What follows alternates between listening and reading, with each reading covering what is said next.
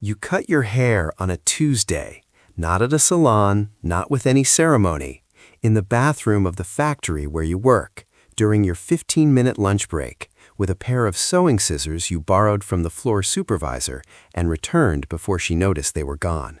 Your hair, long enough to sit on, worn in a braid your entire life, brushed by your mother every Sunday since you were 3, is gone. What's left is a dark, uneven bob that hits just below your ears. It is not perfect. The left side is slightly shorter than the right. You don't care. There you are, you think.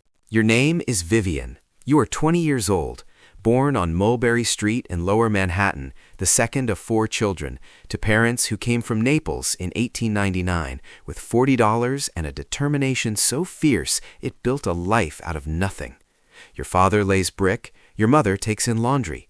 You work at the Monarch Shirtwaist Factory on West 26th Street. 8 hours a day, 6 days a week. You sew collars, hundreds of them, thousands of them. Your hands know the motion so well they could do it in the dark.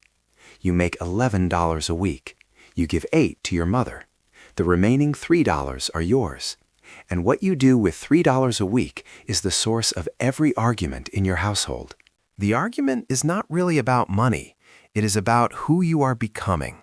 Your mother's version, an Italian girl from a good family who will work until she marries, have children, make Sunday gravy. Your version, you are an American, born here, raised here, and America in 1923 is opening a door for girls like you, and you intend to walk through it at full speed. Here is what $3 a week buys in New York City in 1923, if you are careful. A dropped-waist cotton dress from the secondhand shop on Bleecker Street that you take in yourself on Sunday afternoons until it fits exactly the way you want. A pair of rolled stockings, a tube of Tangy lipstick in natural, and one night a week, Friday night, admission to the Starlight Room on 48th Street. The Starlight Room on 48th Street, where a 6-piece band plays until 2 in the morning, and the floor is so crowded you are never more than 6 inches from another human being, and the music is so loud you cannot hear yourself think. You love it more than you have ever loved anything.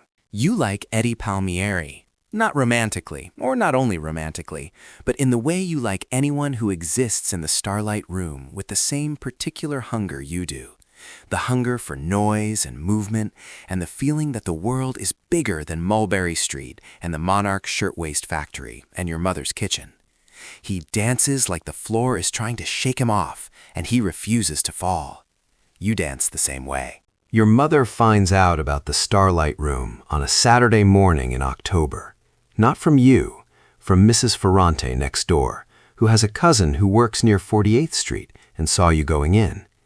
You come home from your shift to find your mother sitting at the kitchen table with her hands folded and that particular stillness that is worse than shouting.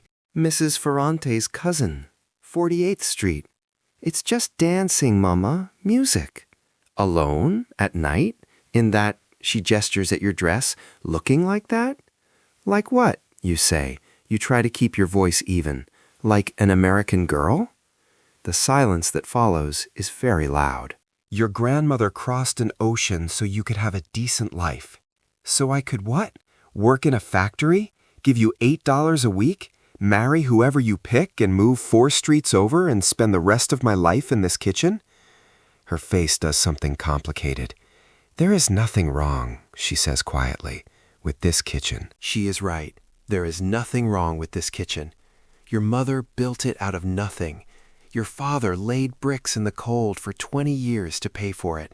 This kitchen fed you, kept you, loved you. You know this. I know, you say, but it's not enough for me. I need more than this. I don't know how to explain it, except that. Friday night comes, you put on the dress, you roll your stockings, you apply the Tangy lipstick carefully, the way you've practiced. 20 years old, factory girl, Italian, Catholic, daughter of immigrants, second-generation American, flapper. All of these things are true at the same time. Your mother is in the kitchen. She doesn't come out. Your father is in his chair. As you pass, he looks up from his newspaper. Something moves across his face, not approval exactly, not disapproval, something more complicated, something that might be, underneath everything, recognition. He went to Naples at 17 with nothing but his hands. He came to America knowing nobody. He knows something about wanting more than the world offers you. He looks back at his newspaper, but he doesn't tell you to stay. The Starlight Room is everything it always is. Loud, crowded, the band playing something that gets into your blood and moves your feet before your brain has any say in the matter. Eddie finds you near the floor. He looks at your hair and grins. "You look like trouble," he says. "Good," you say, and you dance. You dance until your feet ache and your dress is damp and the band is on its fourth set and the room is spinning pleasantly. And you are 20 years old in New York City in 1923, and the world is enormous and yours. For the length of a song, for several songs, you are not a factory girl or an immigrant's daughter or a disappointment or a revolution. You are just Vivian, moving through the world exactly as you choose. The flapper image, beaded dresses, cigarette holders, champagne, was largely a creation of magazines and movies.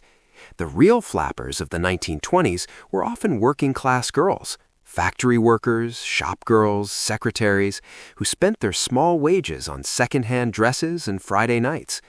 What the Jazz Age gave them was something money couldn't fully buy and couldn't fully take away: permission.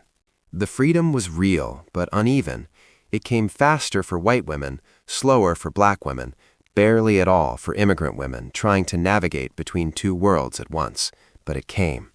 And girls like Vivian, factory girls, immigrant daughters, girls with $3 a week and an uneven bob and a hunger for more, were the ones who made it come. Not the wealthy girls in the magazines, the ones who sewed collars all day and danced all night and looked their mothers in the eye and said, "It's not enough for me," and went anyway. Old America Diaries. Real life, real history, one state at a time.